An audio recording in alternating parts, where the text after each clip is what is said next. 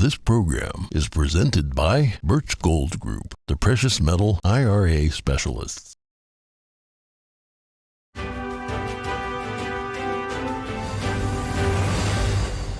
Good morning. In today's headlines, a historic meeting between House Speaker Kevin McCarthy and the President of Taiwan. The Chinese regime pledges a strong response to the meeting.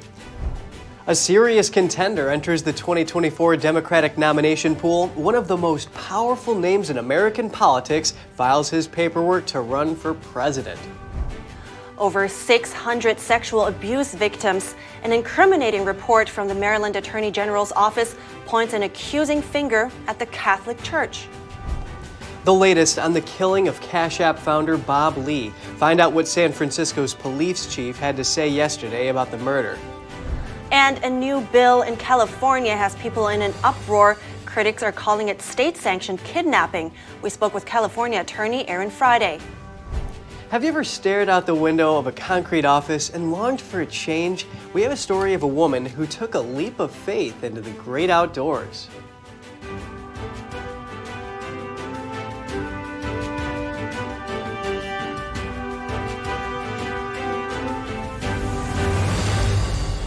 Good morning. Welcome to NTD. I'm Kevin Hogan.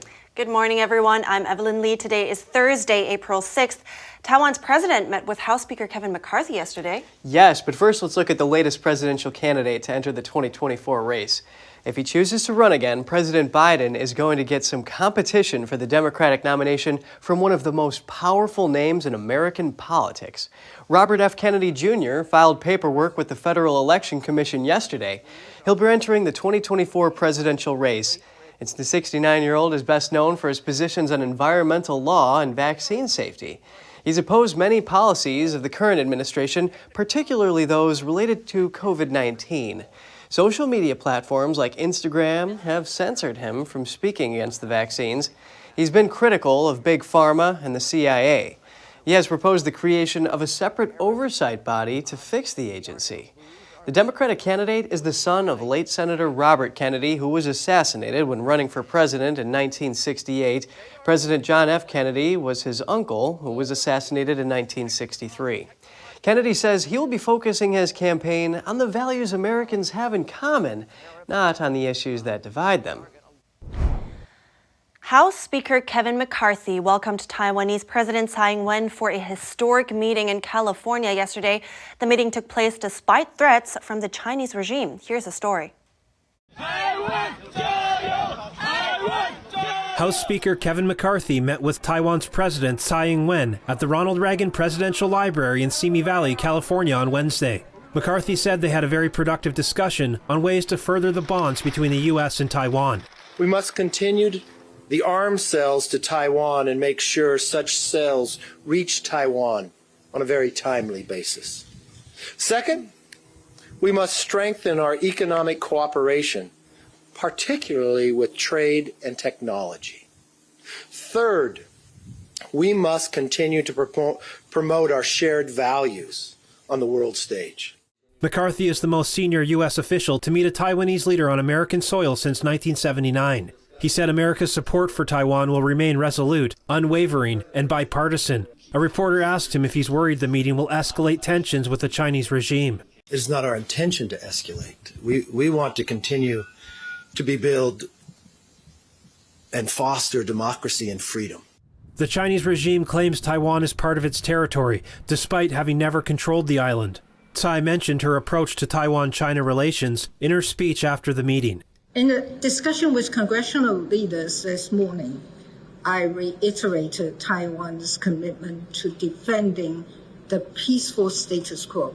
I also highlighted a belief, which President Reagan championed, that to preserve peace, we must be strong.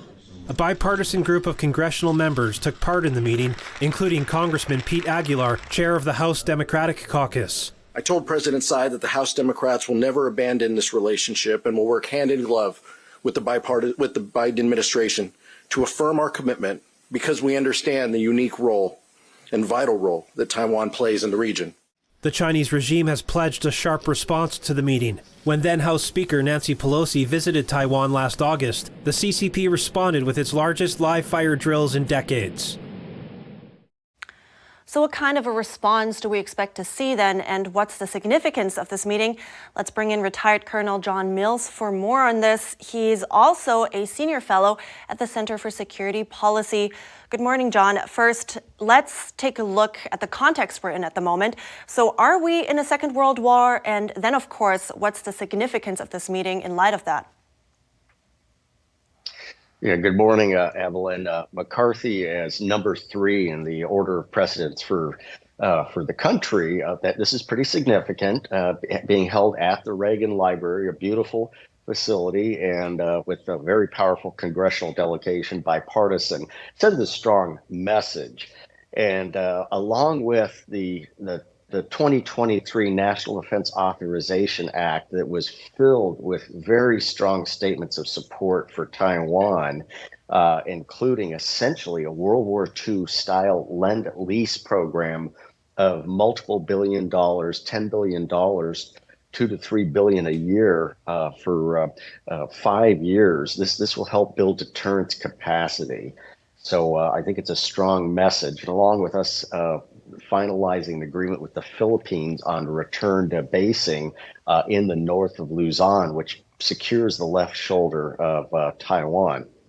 And I want to go back really quick to the discussion of whether or not this U.S. is in a Cold War with China. What is your stance on this?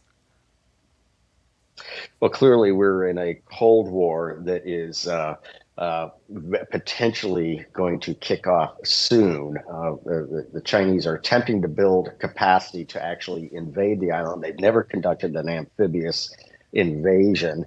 They have been able to sneak by Taiwan and established a foothold in Guadalcanal and the Solomon Islands, which is concerning. It's behind the second island chain of Guam, Tinian, and Saipan American territory. Yeah, we are definitely in a Cold War that is, we have to be alert and vigilant to make sure it doesn't go hot.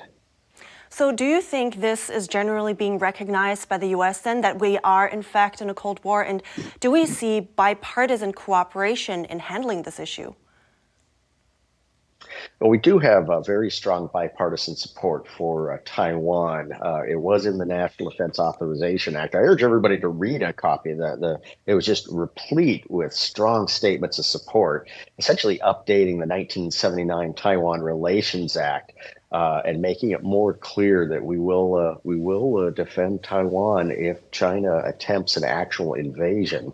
And Japan and South Korea are now actively talking with each other, and my liaison role with both Taiwan, South Korea, and Japan, getting Japan and South Korea to talk to each other regularly is an important deal. And they are coordinating, sharing information, which helps secure the right shoulder of Taiwan so that we can give Taiwan the backing it needs. And the key thing is to build deterrence capacity to prevent the Cold War from becoming hot. And Beijing, of course, threatening with retaliation going back to this visit. Now, I heard one analyst say this morning, though, that there may be a perception that in Beijing that they have to up the ante now to not look soft and be taken serious. So what do you think will we see as a reaction? Well, we will see a cycle of probably 50 to 100 aircraft at a time test the air defense identification zone of Taiwan. Normally in the south, they really normally mass their force in the south to stay away from the north. That's where Japan and America are able to project a strong air support. So likely a great increase, missile firings, sailings of warships, challenging the air defense identification zone and the sovereign boundary of Taiwan. Thanks a lot for all these interesting insights, retired Colonel John Mills. Thank you, Evelyn. Now, China has launched a 3-day special operation in the central and northern parts of the Taiwan Strait. The operation includes on-site inspections on ships on both sides of the strait. The Fujian Maritime Safety Administration says the purpose is to ensure the safety of vessel navigation and operation. A Taiwanese maritime agency said yesterday it's lodged a strong protest with China about the move. The agency told shipping operators if they encounter such requests from China, they should refuse them and immediately notify Taiwan's Coast Guard for help. Some updates on the killing of Cash App founder Bob Lee. Police issued a statement on his murder yesterday. Lee was stabbed early Tuesday morning in the streets of San Francisco. He passed away in the hospital from his wounds. NTD's Jeremy Sandberg has the latest on Lee's untimely death. San Francisco's police chief issued a statement Wednesday night on Bob Lee's murder. He expressed his condolences to Lee's loved ones and assured them officers are working tirelessly to make an arrest and bring justice. The police chief says no comments on evidence or speculation around the crime's circumstances will be given, citing the investigation being in its early stages. Lee was the chief product officer of crypto tech company MobileCoin. He was the former chief technical officer of Square and co-founder of Cash App. Police say the 43-year-old was stabbed a couple of blocks away from the Bay Bridge Tuesday morning around 2 a.m. Surveillance footage captured Lee stumbling down an alley onto the sidewalk holding his side. He was seen revealing his wound to the driver of a parked car, who drove off as he collapsed to the ground. First responders found Lee with 2 stab wounds to his chest. He was transported to a hospital where he passed away. So far, no arrests have been made. Police are asking anyone with information to reach out. Jeremy Sandberg, NTD News. And tornadoes continue to batter parts of the central United States. At least 5 people were killed in Missouri when a tornado touched down overnight. The pre-dawn storm sheared off roofs, splintered trees, and took down power lines. Here are the details. Yet another deadly tornado ripped through the American Midwest on Wednesday, this time southeastern Missouri. Several people were killed in Bollinger County in the pre-dawn twister, according to officials. Aerial footage showed the extent of the damage, with roofs sheared off houses, trees splintered, and power lines downed. Missouri Governor Mike Parson said the rural area faces, quote, a long journey ahead towards recovery, and added that President Joe Biden had called to offer help. Storm spotters reported seeing the tornado touch down around 3:30 a.m. local time, according to the National Weather Service. The agency also said it was one of more than a dozen seen in the Midwest overnight.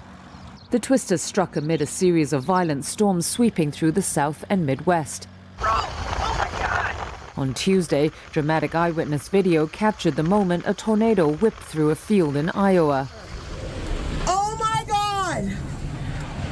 While footage shot in neighboring Illinois showed terrifying scenes as the storm hit a residential area. More than 30 people were killed over the previous weekend as tornadoes tore through multiple states in the South and Midwest. And a week before that, a swarm of thunderstorms unleashed a powerful tornado that destroyed the Mississippi Delta town of Rolling Fork and killed more than 24 people. Still to come, over 600 sexually abused children. The state of Maryland releases a staggering report on abuse by Catholic priests and others from the Archdiocese of Baltimore. Taking a 12-year-old from parents with no abuse allegations or crime, critics are calling a new California bill state-sanctioned kidnapping. That and more when we return.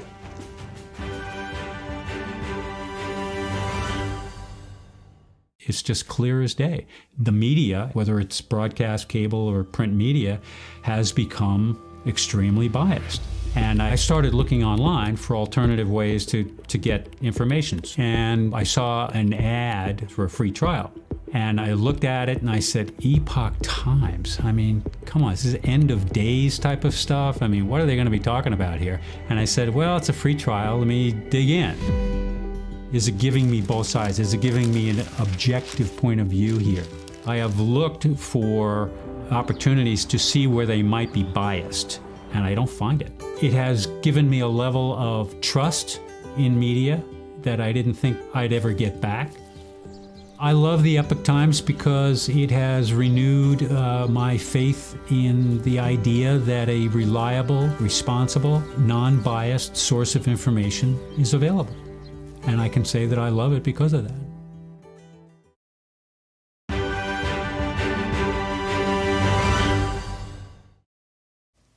Welcome back. 150 Catholic priests and others from the Archdiocese of Baltimore sexually abused over 600 children. That's what a long-awaited report from the Maryland Attorney General's office revealed yesterday. The abuse spanned 80 years, and the report accuses church leaders of decades of cover-ups. It says that they did not act to protect victims or stop the abuse. Some parishes, schools, and congregations even had more than one abuser at the same time. St. Mark Parish in Catonsville had 11 abusers living and working there between 1964 and 2004. One deacon admitted to molesting over 100 children. Baltimore Archbishop William Laurie apologized to the victims. He says the report details a reprehensible time in the history of the Archdiocese.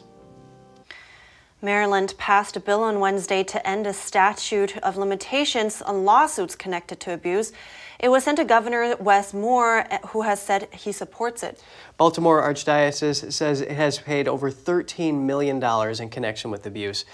The money went to care and compensation for 301 abuse victims since the 1980s. Indiana and Idaho are taking a stance against irreversible sex change procedures on minors. The governors from those states signed bills on the matter into law this week. Indiana Governor Eric Holcomb signed off yesterday. The law goes into effect July 1st. It will prohibit minors from accessing medication or surgeries that change their sex.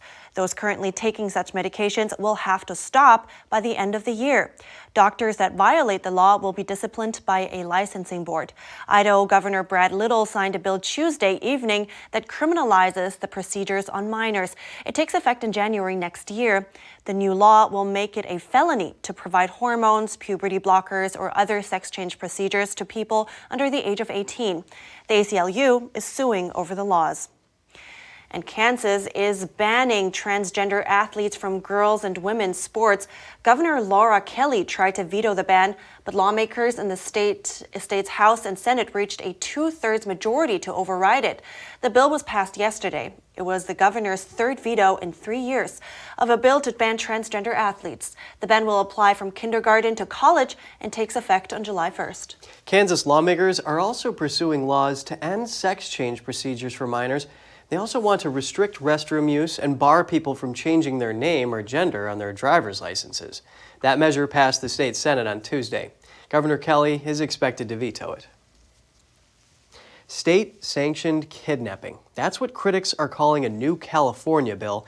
If passed, it would allow a therapist to take a 12-year-old child from their family and put them in a residential facility. NTD's Daniel Monahan spoke with California attorney Aaron Friday. AB 448. The state's Assembly Judiciary Committee approved the bill in March. It would allow mental health counselors to commit children to residential facilities if they so request, even if the child has not claimed abuse or neglect. AB 665 is a bill that is going to expand the power of mental health providers. The authors of the bill say its goal is to address recent increases in suicide among youth, particularly Black and Latino youth. Friday believes the true intent is to pull LGBT kids out of homes. She says once a child is 12 in California and goes into the foster care system, they can dictate their own gender treatments. So they're creating an opening for these kids to get on puberty blockers, cross-sex hormones, and surgeries, which is, each gender questioning child is worth about $1.5 million to the medical community. They are lifetime medical patients. Losing their child would be just the first step for a parent's nightmare journey. And the parents then will have the Herculean task of trying to get their child back.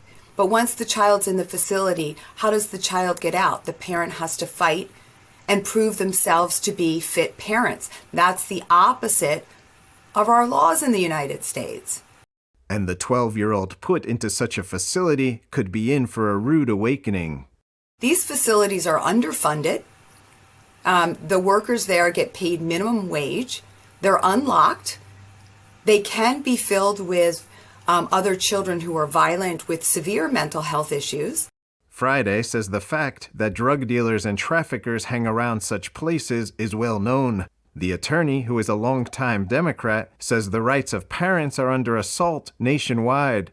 We have been asleep at the wheel watching quietly, silently, our parental rights be eroded. Friday, and the parents' rights group Our Duty is fighting back with their own bill. And what this bill says is that schools must inform the parents if their child is taking on a gender identity that does not match their sex. The school teachers know, but the parents are left in the dark. And the attorney has testified at government hearings. This bill is state-sanctioned kidnapping. Friday has a plea for those who want to help. And I hope that everyone calls their lawmaker and voices their opposition to this. The bill will head to the Assembly floor for a vote before moving to the Senate. Daniel Monahan, NTD News. Coming up next, a young woman in Finland becomes disillusioned with her career as a chef and makes a surprising move outdoors.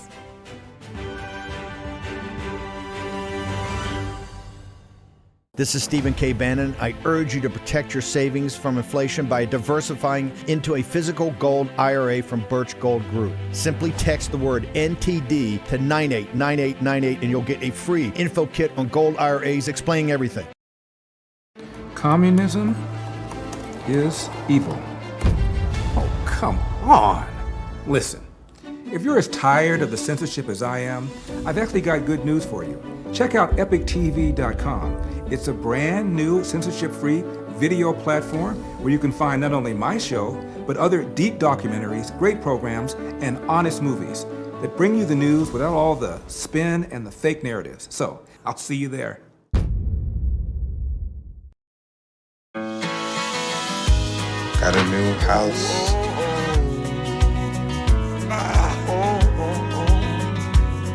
I think I finally found a place that I call home.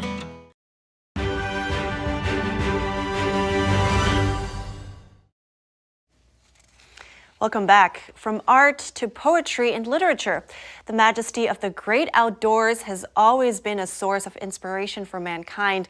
In our next segment, you'll hear how a young chef in Finland longed for a change, took a change, and became a reindeer herder. Daniel Monahan has the story. A wide open blue sky, the sound of hoofbeats pounding on the trail, mounds of fresh snow weighing on sagging pine boughs. For Janita, her career as a reindeer herder has brought her back to that innocent wildness of childhood. We grew up in a way like a countryside, so our parents, they were not like watching us all the time. Her father was one of the first to start reindeer tours in the town of Levi in Finland. And she had always wanted to own a farm, but believing it was not the best way to make a living, Janita ended up studying tourism. She then spent nearly a decade in hospitality as a chef and as a waitress. My problem was that after a while I felt like there was no challenge, and then the job itself got a bit boring. But sometimes what you are looking for is right in front of you. So one day, she decided to return to her roots, take a leap, and start her own company. Janita now spends her time reindeer sledding as part of her tourism company in the magical snowy forest in Levi. A typical day starts at 7. Janita goes out to meet her reindeer with food and harness.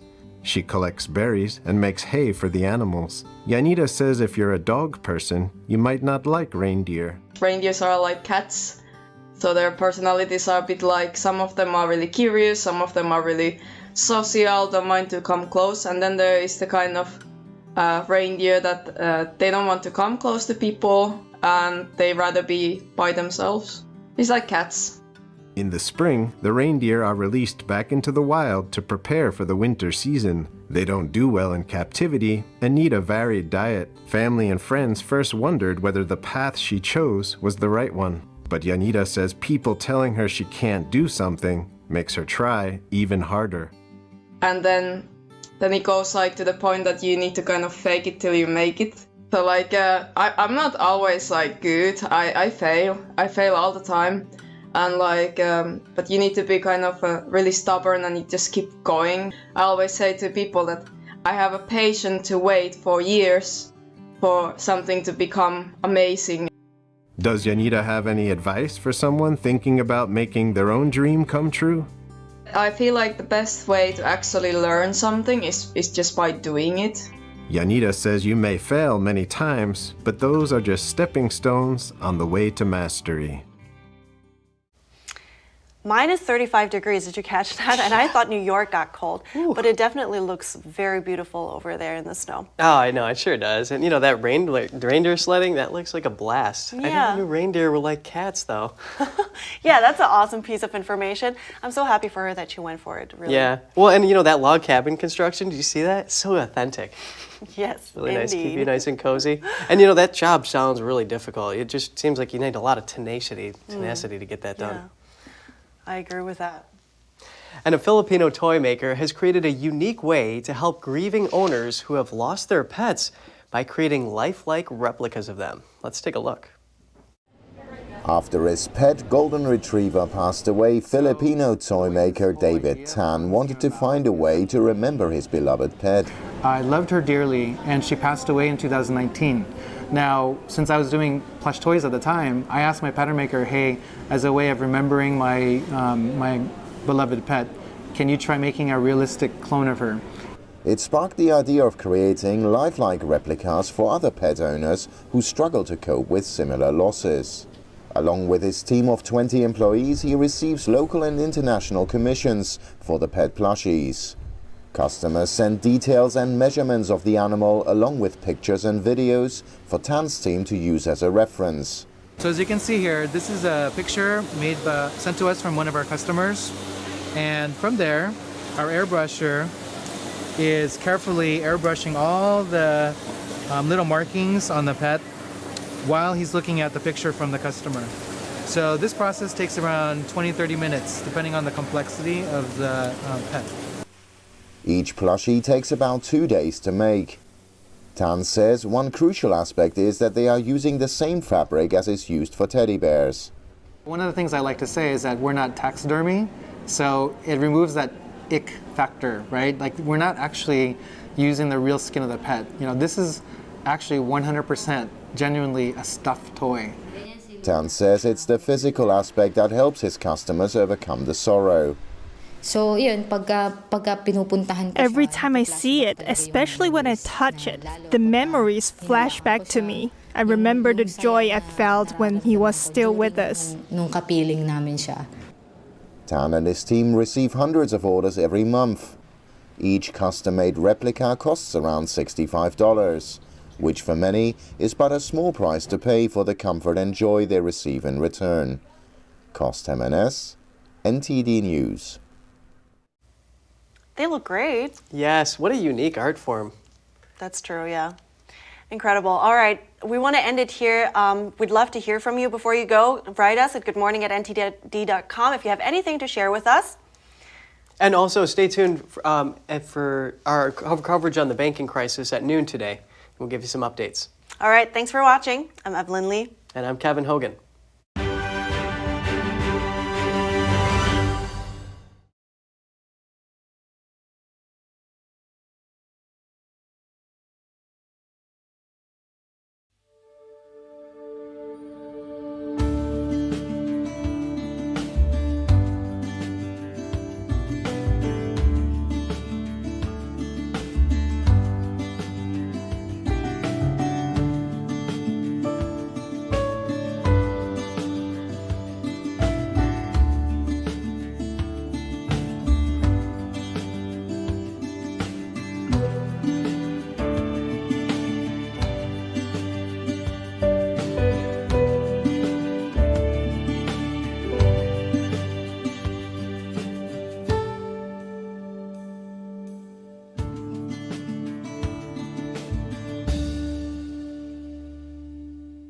Thanks for watching us on YouTube. Did you know YouTube only keeps selective videos on its platform?